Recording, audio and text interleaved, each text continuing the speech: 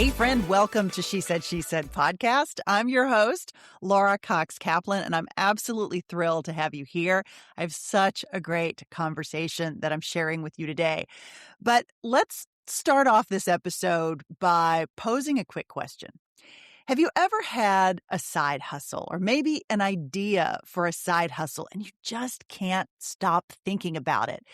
But you're not quite sure whether it's a real idea, something to turn into a business potentially, maybe quit your job, or maybe you've actually started and you're asking yourself, okay, is it a hobby or is this potentially my next chapter? Okay, this episode is all about this question, and it is so incredibly inspiring. We are kicking off our fifth year of a collaboration series with the Southern Sea. Now, the Southern Sea is a network of creative founders and entrepreneurs.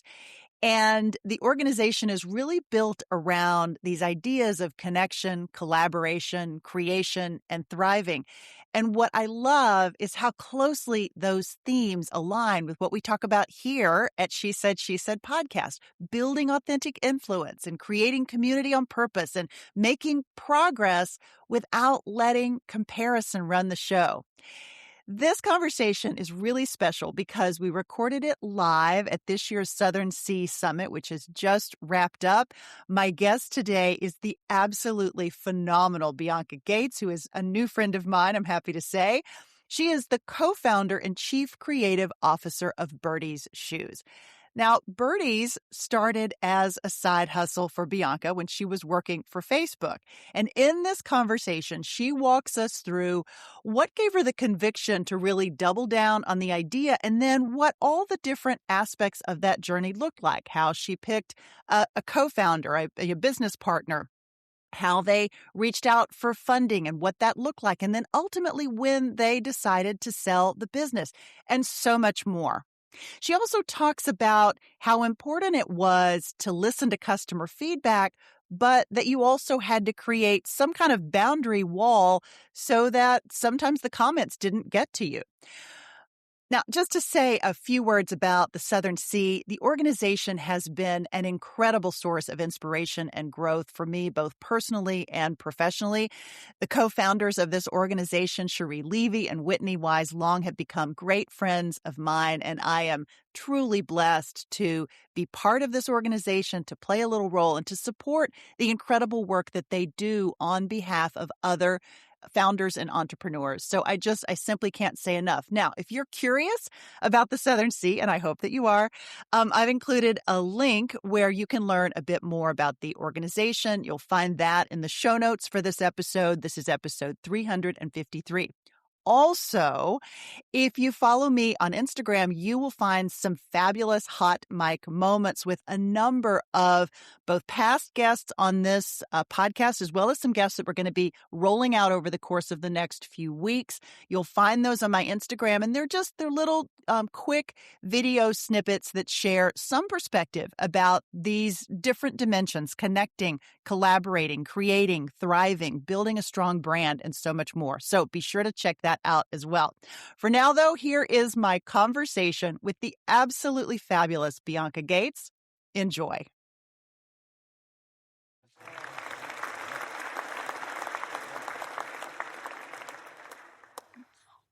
Hi, everybody.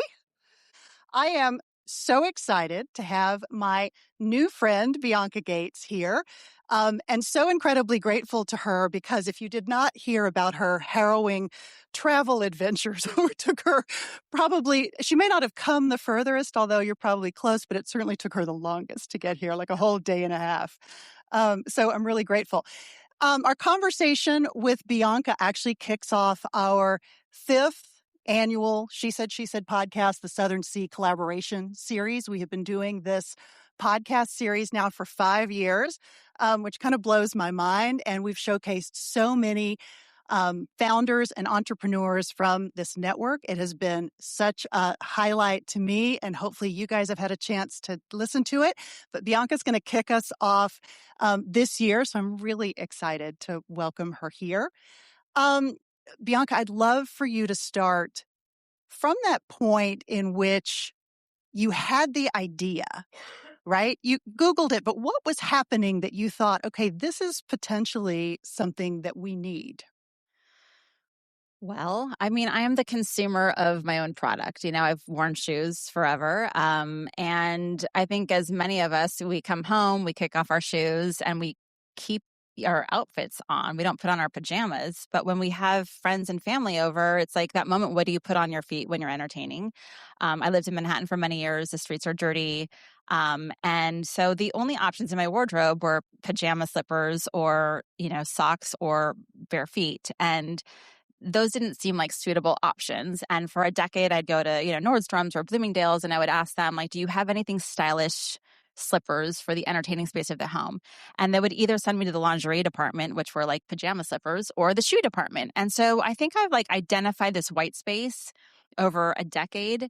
And it was in 2015 when my husband just said to me, you've been complaining about, not having a slipper to wear when entertaining. Why don't you just start it?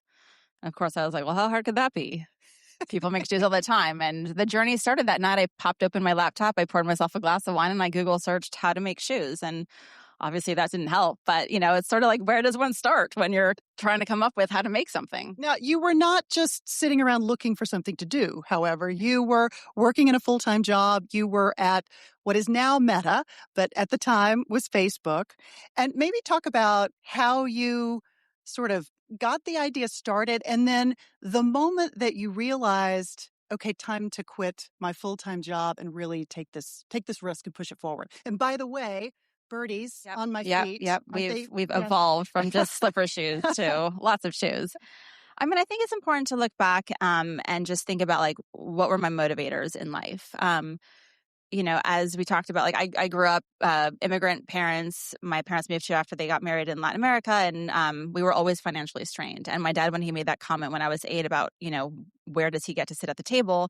And he said, the people that make the money get to pick where they sit. And I was just like, oh my God, and my mom was raising 4 kids and working from my perspective much harder than my dad.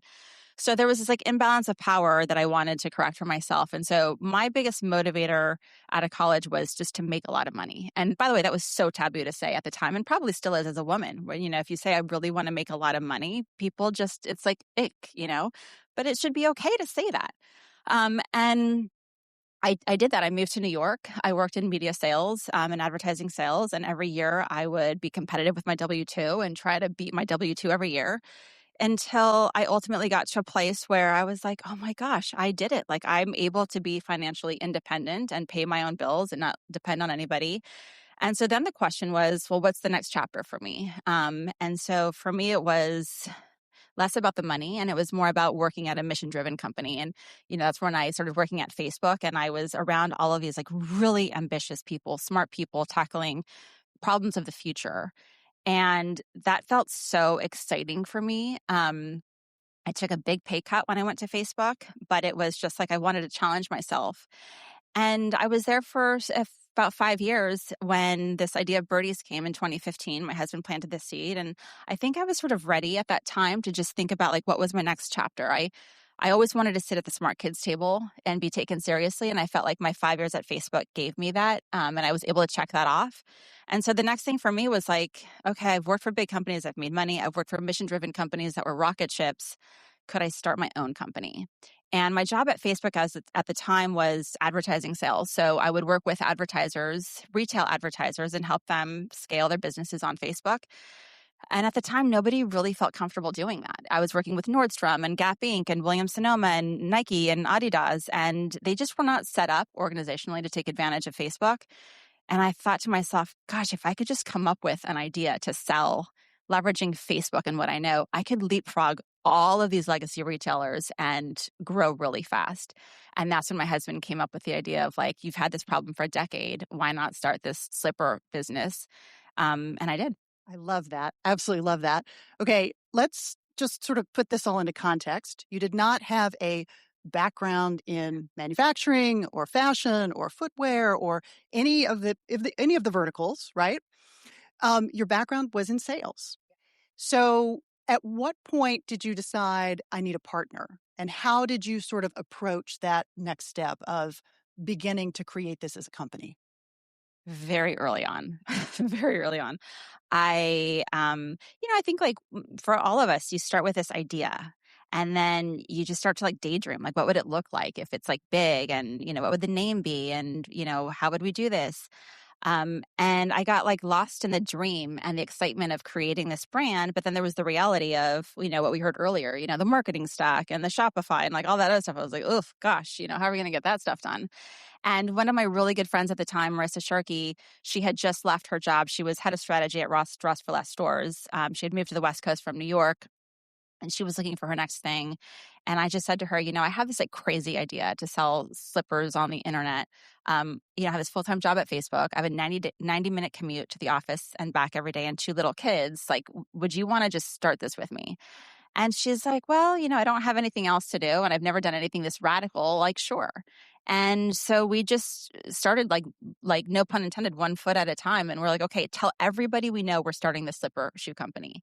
And we did. Like, some founders are like, well, I'm in stealth mode. I'm not going to tell you. I'm like, well, that's not going to work. Like you need your community to help you. So we told everybody we're starting the slipper shoe company. And over time, people were like, well, I don't know somebody who started a shoe company, but I have a dress company and a this company. And she was the yin to my yang at a very early on. And so we didn't even incorporate as a business until months later.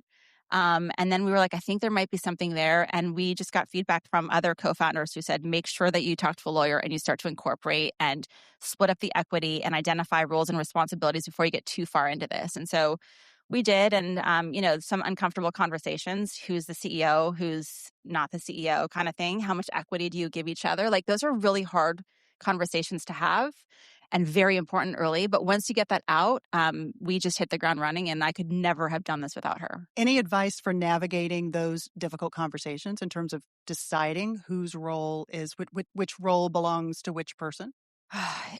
It's really hard. I think for us, we're both very driven and motivated and we both had a reason to be the CEO. We both brought a lot to the table.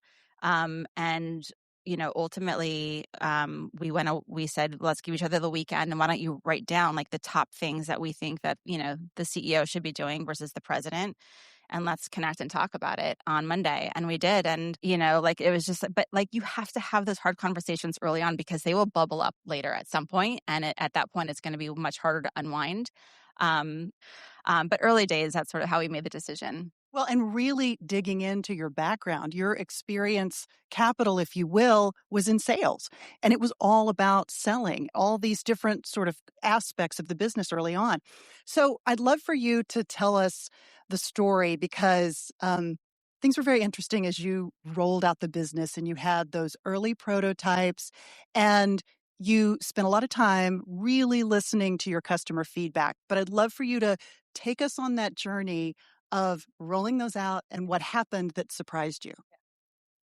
Well, so, we didn't know what we were doing. We both agreed on what we could control, which is we were each going to invest $50,000 of our own money, which for us was a lot of money. And to start a footwear company, it's not a lot of money. And so most of that money ended up going to buying the product. There was no marketing. There was no hiring a staff. There was no paying ourselves.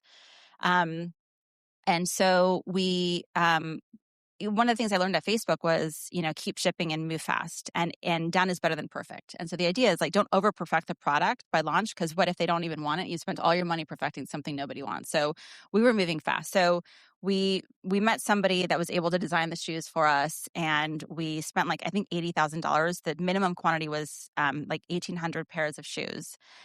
And we could not afford half sizes. We only bought full sizes, which if you know our shoes, they have to fit perfectly. So that was, dumb decision number one. And we wrote the check and the factory said in 4 months, you're going to get these, slipper shoes. And in early November of 2015, I get a call from my co-founder and she's like, you're not going to believe this. There's a huge truck in front of my house. You idiot. You gave them my home address and their shoes are here. And she said to me, you got us into this mess. Like you're the salesperson. Sell these shoes out of my garage fast. And I think that was like that moment where you just get so caught up with the idea and the vision of the business that you don't really think about like the execution. And so I remember that night just thinking, I'm such an idiot and I can't leave my job at Facebook. Like, what did I get myself into? But I realized between the two of us, we literally had to the T 1,800 friends on Facebook. So I was like, here's what we're going to do. We're going to post on Facebook that we're starting this like social slipper shoe called birdieslippers.com. We bought the domain for like $30. And in hopes that like each of our friends buys a shoe and we're done. We're shutting this down. This was like a super fun idea, but this is stupid. We have no business selling shoes.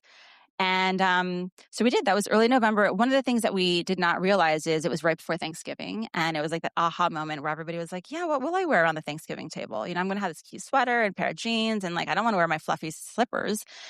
And we had friends offering to throw trunk shows for us with their network of friends. And so we were like, great. So we'd show up with, you know, all of our shoes, stack them up and sell them one by one. And we were kind of having fun. The shoes, you know, looked terrible, by the way. I mean, and they didn't fit. It was like a hodgepodge of what I had envisioned. They didn't quite show up that way. We had no QC, like all this stuff that you learn later. I was like, whatever, if you're good friends, you'll buy these. And that's the end of it. So one night I was at a dinner party and I wore my Birdies. And the woman said to me, oh, this is a shoes off party. Can you take off your shoes? And I said, oh, these aren't shoes. These are Birdies. And so the woman goes, what's a birdie? And I said, they're slipper shoes. And it was like this aha moment. She happened to be an editor for the San Francisco Chronicle that I did not realize. And she's like, would you mind if I wrote a story about this like new era of footwear? I was like, I like what you just said. Yes. And if you Google that article, it came out on Valentine's Day, 4 months later on February 14th. And it was the first time that we broke out of our own friendship circle of selling our product. And we were starting to get sales from people in other parts of the country. And we were so excited, but we were running out of inventory and we were not going to have a season 2. I'm not a designer. I was like, this is one and done. I had not thought about the next collection and the materials. And I frankly didn't even care about that stuff. So we were going to shut it down, and the guy that helped us make our shoes said, if you guys don't order another batch, I'm not working with you anymore. And he was right. And we were like, yeah, we're not going to. But because of that article, the team that designed and created J. Crew's shoes reached out to us and said, we read your article. We're fascinated by this like social slipper thing that you've invented. And I was like, I did not invent. Like, what is this? What's happening? And we'd love to work with you if you're open to it. And I was like, okay, don't overreact, Bianca. Stay calm. I was like, sure, we might be interested in that. And so they chuck it all over for us. And so we ended up having a season 2 that following fall of 2016 because the shoes were now better. They were more stylish. They were more fun. And if you look back on my Instagram, I just posted the 2016, look back or whatever. And so you'll see the pictures there. And so I felt more confident in those shoes. And that's when I was like, okay, there could be something here, except for the fact that we were getting thousands of returns. Oh. And I was like, oh, that sucks. This isn't the end of it. And as the story goes, we were getting a lot of organic press. We had sent a pair to Meghan Markle, which we can talk about in a moment, when she was on the show called Suits. And she was like the first celebrity who was wearing us organically and broke us out of our network. The problem was every time she was photographed wearing our shoes, it was outside, like running errands, traveling, on a plane, on set, and never in the home. So women were buying these shoes to wear as comfortable, stylish flats for everywhere, and they were disintegrating because they were meant to be only for the home. And that was like a major freak out moment, and a moment in any founder's journey of like, when do I decide to stay focused on the business that I dreamt of, which was home entertaining, or when do I pivot based on how the customer is using the shoes? And so we had just raised $2 million from a very well-known venture capital firm. And that investor was like, I invested in the slipper category, not footwear. But we had a term sheet for $8 million in front of us to expand into all things footwear, not just slippers. And I was so conflicted as to what to do. And ultimately, I decided if this is a bigger market opportunity to make all footwear, I think our early investors would be happy with that. So we ended up going there. But that was like the big pivot. Yeah. What was the process that you went through to ultimately make the decision? It was really painful. I mean, it was really painful because I think for me personally, I wanted to stay in the home. That was exciting. I had no business being in the outdoor, in the shoe market.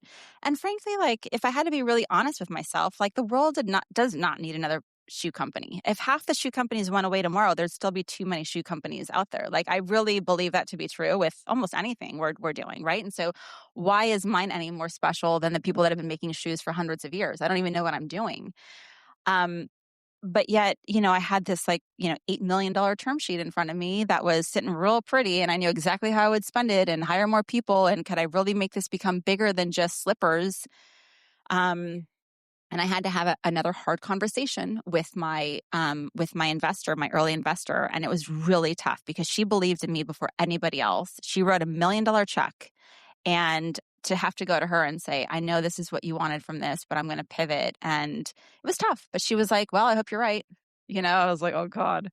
But I think hard conversations is something that we all shy away from, and they are absolutely critical when growing a business. Yeah. Okay. Speaking of hard conversation, you touched on the fact that the feedback coming from the customer was not kind. People were mad because their shoes were falling apart, even though they weren't really made for how they were wearing them. But Meghan wore them that way, so everybody else, wears them that way. So I've heard you talk about the fact that, the feedback there's a real benefit, right? Feedback is a gift. At the same time, people weren't very nice. So talk about how you navigated that and the process that you put in place for kind of walling yourself off a bit from some of the harsher comments. Well, I think as like all of us, like early entrepreneurs, like we're doing everything in the early days. I mean, I had email aliases that all went to me. Customer service at Birdies was me. Whatever at Birdies was me. And so, I mean, I'd have friends emailing that, and they're like, "Hey, like, don't tell my friend, the founder, Bianca." And I was like, "Oh my God, don't worry, I won't tell her." I mean, it was terrible. And as the company grew, we were reading every customer complaint. And as any founder, like your product is a reflection of you. It's your baby. And it's like somebody's telling you your baby is ugly. Your decision on this was terrible. You are ugly. Like you take everything so personal. And it was really hard for me to separate myself from my product and my brand. And so our first hire at our company was a customer service person because I could not deal with the emotional baggage that came with reading all of the stuff that people had to say. And so I just had her like every week just give me quantitative and qualitative data. I'm like, what do the numbers say? And then in a nice way, what are the things that we should like improve? And she did. She was great. I love that. Okay, so you get to the point where you've mastered the design, you've mastered the shoe, you're starting to scale the business. Walk us through kind of what that looked like. Well, I started this in 2015 when I was at Facebook, and it wasn't until 2017 that I left Facebook. And I would never have left my day job, to sell shoes on the internet until I was really convinced this was going to work. And so we had a lot of organic momentum. I think it was just like right time, right place. It was like the girl boss era, and like direct to consumer is big, and it just was like the right time. And so the business was growing organically fast. And I got an email at the beginning of 2017 from a friend of mine, Andy Dunn. I don't know if you guys know him. He was the co-founder of Bonobos, the menswear company. And he reached out and he said, I'm hearing about Birdies in my social circles in New York. I think you guys should raise some money. And I just was like, is he for real? Like, could this be a business? Like investors investing in this? And so that's when I went to my mentor, Sheryl Sandberg, our mutual friend. And I just said, I like, what do you think? And I thought for sure she was going to say, this is silly, stay here. And instead she was like, you have to do this. And we'll always hire you back if it doesn't work, but it'll work, and go do it. And so it allowed me to spread my wings, and continue to build. And, then I left without having a safety net, but, I wasn't making any money anymore. And my heart was with this business. And so everything hurt my feelings in the early days, even now sometimes. But as we were scaling, like it was an exciting time. There was speculation in 2017, right after I had left Facebook, that Meghan Markle was dating Prince Harry. And I was just like, can you imagine if she's dating a prince? Like, whoa. And every morning, the first thing I do when I wake up is I look at our sales just to see the run rate for the day and like where I think we're going to land. And on Cyber Monday of 2017, I had, left my job at Facebook. I had no idea where we were going to end up. And I look at the sales, and we were completely sold out. And we had amassed like a 30,000 person wait list. And I was like, oh my God, like our website is like broken. It's wrong. Like what's going on? And the next thing I do is I like look at the news, and it said, Meghan Markle engaged to Prince Harry. Megan's favorite footwear brand is Birdies, a slipper fit for a princess. And I was like, oh my God. And at that point, I was like, I'm either a genius or the luckiest person ever. And the company exploded. We had executives flying down from Nordstrom, wanting to carry us. And we signed that $8 million term sheet. And like the business went from organically growing to where I felt like I could control it to it was just like out of control. And we just had so many opportunities with so many people. And I think it was just like it was its own challenge. Even though it was exciting, it was its own challenge of how do I now scale this properly? And one of the things that happens when you raise venture capital money is it's no longer your company 100%. And now you're accountable to, the capital that they've invested. And they are a thought partner in this. And they were just like, just keep growing, just grow. And I was like, oh my God, like this is so stressful. What do we do? And so we had to put some processes in place, like guardrails for the brand. Now we were going into things other than just slipper shoes. Well, what did that look like? What are the guardrails? Like, how far do we go? Do we make stiletto heels? Do we make sneakers? Do we make boots? And we had to get really thoughtful about that. We also, we were birdieslippers.com and we were venturing outside of slippers. And so I was desperate to buy birdies.com. And every time I'd go to the birdies.com website, it was two female characters who were like sexy golfers on a golf tee. Cartoon characters. And this had been going on for years. And I was like, I need this name. I need birdies.com because we're venturing out of slippers. So I hired like every domain broker, which like they're all in Florida. Isn't that like have you guys noticed like all the domain brokers are in Florida? And we ultimately ended up finding who owned that domain. And that was very important to me. And it was this, I think I remember it straight, but like this guy in Dubai, and he had bought birdies.com for his wife because she ultimately wanted to start a golf company one day. But I was like, you guys have had this for 8 years and nothing has happened. And so I was like, So I called my trademark attorney and I said, I think we own the trademark for Birdies shoes globally, but what about apparel? Who owns it? And they said nobody. And so we ended up trademarking Birdies for apparel. And I called the guy back and I said, well, as of today, you can no longer make apparel under that name. And that got him to the table. And we ultimately ended up doing a big deal. And it was like one of the biggest checks I ever had to write for something. And I was just like, this is like, we're scaling, we're going. Like there is no turning back. I'm going to spend a lot of money to buy this because we're going to be bigger than just slippers. And it's just been a crazy ride ever since. Sometimes we're pulling the business and sometimes the business is pulling us. And I made a lot of mistakes. I would say the hardest thing about scaling a company is once you start hiring a lot of people, there's a whole other world of problems. It is so hard. And I had never managed people in my life. In my career, I was a salesperson. I was individual contributor. That's how I liked it. And now suddenly you have 30, 40, 50 people working for you. And everybody has competing priorities and ideas, and they all want your time. But like my time was better spent externally doing partnerships and deals. And I think for me as a person, it was one of the hardest times of my life was when the business was doing incredibly well because I had to learn how to manage people. And I don't think that's a great skill set even now. That's such a good point because everything externally can look like it's like 100% in great guns. And yet you are really struggling with how to navigate all of that change that's happening at the same time. Was there I'm sure you learned a lot during that process, but maybe, one or two lessons or particular pieces of advice that you would give this audience that you found that helped you navigate that particular period? Maybe something you point to?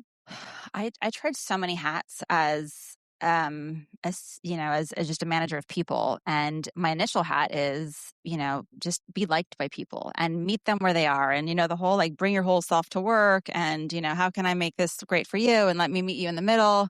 That did not work. I do not recommend that. Towards the end, I was like, do not bring any piece of yourself to work except for the work part of you. I don't want to hear about it because then you're committed. Somebody gives you a sad story and you're like, oh my God, now I'm like committed to this and 100 other problems. And so I think I let the culture sort of change for a while. I let like the inmates take over the prison, whatever that, it was like there was no culture. The culture was everybody do what you want to do. And then COVID made it worse, then people are working from home and I can't come into the office. And I'm just like, oh my God. And I'm trying to be liked, And then I think I realized this isn't a sorority. It's not about being liked. It's about doing what's right for the business, for the shareholders. Um, and I had to take the reins back. And like, this is the culture starts from the top. And this is how it's going to be here. I'm going to set the tone. We're all going to work hard. Um, I used a lot of sports analogies, even though I don't really watch sports, but it was like, if you guys want to win a Super Bowl, like this isn't like complaining that you have to train. Like you want to be on a winning team. Like you're going to show up and you're going to work really hard. And if not, no problem. Go work for our competitor down the street. Like it's okay. We're going to have a winning team. And I had to reset that, but that took me a couple of years. And it was so hard. I had some people asking for promotions that I really felt were not ready for it.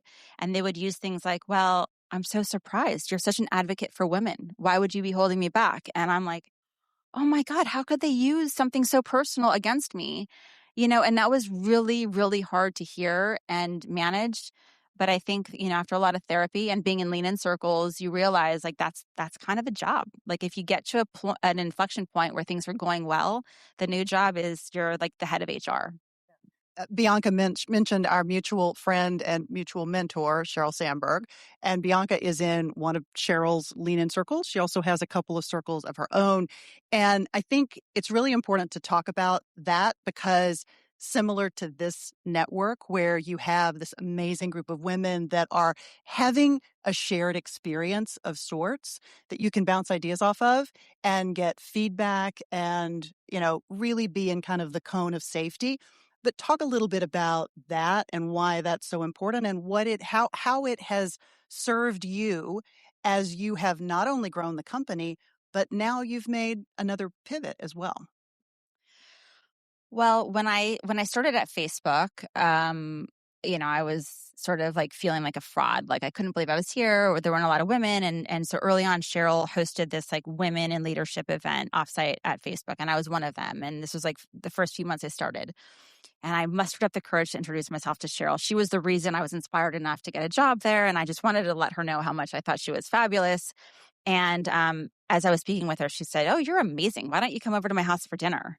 I was like, "Oh, wow. Oh my gosh. Is this how it works here? Like we all like hang at dinner." And so the next day at work, I remember I was so stressed. I was texting all my girlfriends and I was like, okay, so she invites me to dinner. Do I email her and be like, "Hey girl, remember you invited me to your house for dinner?" Or B, play it cool and just like wait till she comes back.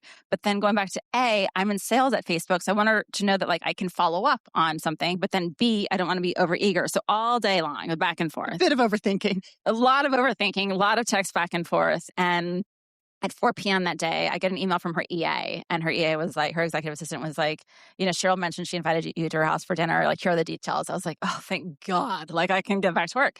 So the dinner at her house was a few weeks later. And, she was back then even like a very prominent figure. And I didn't know what to expect. And naturally, I just come very overly prepared for these things. And so I watched so many YouTube videos on like how to eat properly. I didn't want that Julia Roberts moment where like we're eating some funky thing and there's like a unique utensil and I don't know how to use it. So I'm like, I was so prepared on all things etiquette. And as you know, she couldn't be more casual and relaxed. And so there was like a fork and knife. I'm like, okay, great. I got this. But when we were there, I'm like watching what's happening. And there's like 15 other women. And it was like the CEO of Yahoo, Marissa Mayer, and the CEO of HP, and the CEO of every CEO in Silicon Valley who was a woman there. And I was like, oh my gosh, like one, what am I doing here? Right. But forget about that. Two, like, what's happening here? Why are these women all getting together? And it turns out that she was putting together these like sort of underground dinners, she would call them, because if you were there, you couldn't talk about it and you couldn't photograph being there. And she would do this every month. And she was just getting together her network of women to throw ideas off of. And like, hey, do you have somebody that can help with this? And who do you work with for that? Or I'm looking to hire for this. And I was like, oh my gosh, like here I thought these women were just working hard. And obviously they are, but no, there's like a whole other layer of this. Like they're connecting, they're talking, they're sharing, like they're not doing this alone. And who am I to think that I can navigate my own career alone? When you become a new mom, you're in a mommy group and you're in a whatever group. But there's no group for when you have a business that you're meeting with regularly with people that look like you. And So I was pregnant with my second, and as soon as I had my second, I went to Cheryl and I said, "Listen, like I want to start like an underground dinner party, like you did, but with my network of friends, because what I'm noticing now is, a young mom of two, a lot of my friends are falling out of the workforce, and they're giving me advice that I don't want to hear, right? Like I would never leave my kid with a stranger, as the nanny, or I would never, whatever." And I was just like, I can't keep up with that, and they don't understand how much I want this career. And so I found 9 other women to start a circle. And I said, "Cheryl, like, do you have the stickiness of like what makes these dinner parties work? And if so, can you share it with me?" And she says to me, "Oh my gosh, like I'm coming out with a book in a few months called Lean In, with a call to action for women to form these circles. What I have is all the stickiness of what makes this work. What I don't have is a group to beta test this with. Can I beta test this with your circle?" And I said, yes. And that was 13 years ago. And we have met every month for the last 13 years. And there is 0% chance I could be doing what I'm doing without this. Absolutely not. And 60 Minutes did a piece on these circles at my house. I remember I got a flood of emails from women saying, "Can I join your Lean In circle? Like, I want to be in a Lean In circle." And I said, "Well, no, the max is 8 to 10 per group. So if you email me the 8 or 9 other women, then I can help you guys with the stickiness for your group." And do you know that of the dozens of women that had emailed me, not one could come up with 9 other women in their in their city that they thought were like their peers, professionally, that they could meet with. And I was like, wow, that is a massive problem. How are we being told to lean in and have a career and be a mom, and you can do it both, and you can be a girl boss, when we're doing it all by ourselves? Like, the men are not doing it by themselves at all. And like, no knock on them. We should take a page out of their playbook. So I put together manila folders with zip codes, and I said, all right, what zip code do you live in? And I'd get to 10 women and I would email them together. And sure enough, they're like, "Oh, wow, you live 2 blocks from me. Oh my God, you live in my same building. Oh my God, our kids go to school together." And so like, we're all living these parallel lives, but we weren't talking to each other. And so, these circles are, if there's like one thing for you guys to leave, is like, who would be your 8 or 9 women that you would start this with? Has to be similar life stage, has to be into growing a business as you guys want to. This isn't book club. This isn't just like come as you go. Like, you are not allowed to miss more than one meeting per year. We made it every third Thursday of the month. And if you miss one, you are likely kicked out the next time. You have to show up for each other. And it's not male bashing. It's not victimization.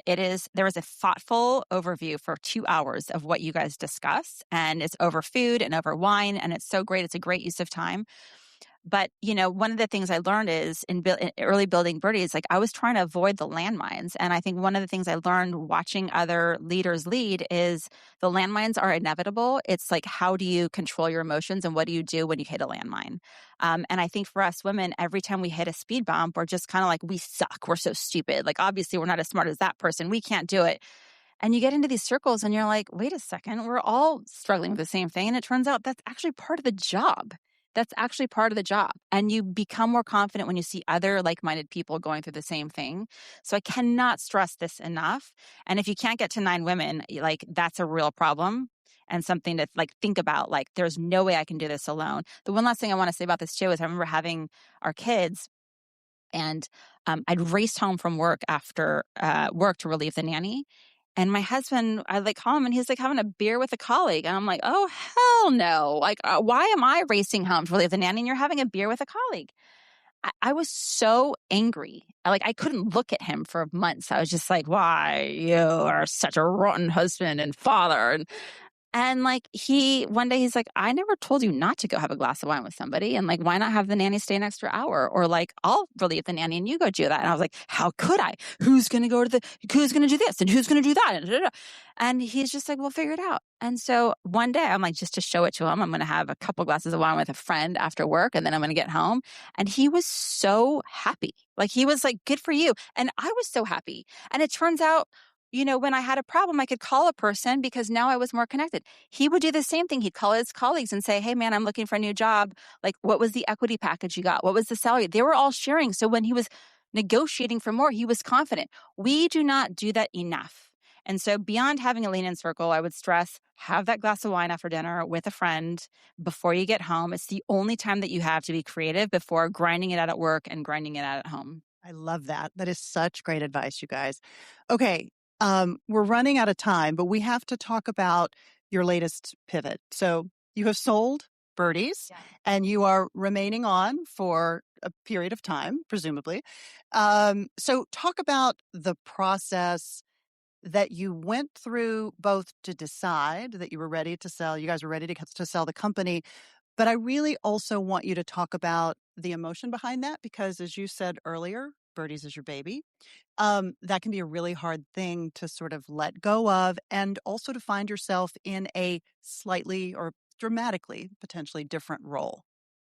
So we always knew we were going to sell at some point. And, when the business was exploding, it was hard to say now's the time, although I think that's also a great time to sell. But, during like the hardships with COVID and just the strain on the business, and, we were like, do we raise more capital? Like, what do we do? And I think we ultimately just decided, like, I think this has been a great chapter, and like, maybe let's just consider, selling. And, we had a lot of great partners that wanted to buy the business. And so we made the decision, like as a child, like you're dropping off your baby kind of like to college, and you're just like, you knew this day was going to come. It's like really sad, but also the business just got to such a large point that was like bigger than Marissa and I. I think we're like more like 0 to 1 than like now. And so we ultimately chose the right partner for the business that could like help it continue to scale without us needing to raise more capital. And my co-founder decided not to stay. She was done. And so I agreed to stay on. And it's such a weird feeling, to sell your company and to stay on, and to be able to make all of the decisions, and then now to have to like, talk to others about the decision that is right for your child. And there's all these processes. We sold to a private equity firm, which is very different than venture capital. Venture capital is like, grow at all costs, and like, you got this, and like, we believe in your dream, and you're like, this is awesome. And private equity is like, why do we have 2-ply toilet paper in the bathroom? Can't we get down to 1-ply? Like, how do we strip this out and get that EBITDA higher? And they're like, that's not a fun conversation to have. Like, well, Okay, I'm derelict in not. Can I ask just one more tiny question? I know we're out of time. Girl. Tiny. I didn't ask where the name came from. Okay, yes. Birdies. Why Birdies? So there's the public story, and then there's the private story, as there always is, right? So the public story is, and it's also very true, that we created this persona of our customer, what she likes to have for breakfast, who she is, what she does. She's super fashionable. She loves to entertain. She's this like fabulous woman. She doesn't gatekeep. She's awesome. She's a foodie. But she doesn't know how to cook. And she's always like, you're always kind of like, is she drinking all day? Because she's like a little bit tipsy, but she's like a badass. You're like, I don't think she's drunk, but she's a little tipsy all the time. And so we were like, she seems awesome. Like, I either want to be her or be her best friend. And like, what type of a name do we give this, like, awesome person? As we went through all these names, and like Birdie stuck. And so we were like, okay, that's great. That's true. But the real initial story is I was reading a book to my daughter at night, and she loved this book called Birdie's Big Girl Shoes. I don't know if any of you guys have seen that. And so there's a moment in this book where, Birdie is wearing her mom's high heels, and she's like stumbling, and the mom's super fashionable, and she goes into her mom's closet, and there's like a wall of shoes. And this little girl is like admiring her fashionable mother. And I'm watching this picture, this image of these shoes, and there's no stylish slippers. So I'm thinking, like, what does Birdie's mom wear when she's entertaining with all these like amazing heels?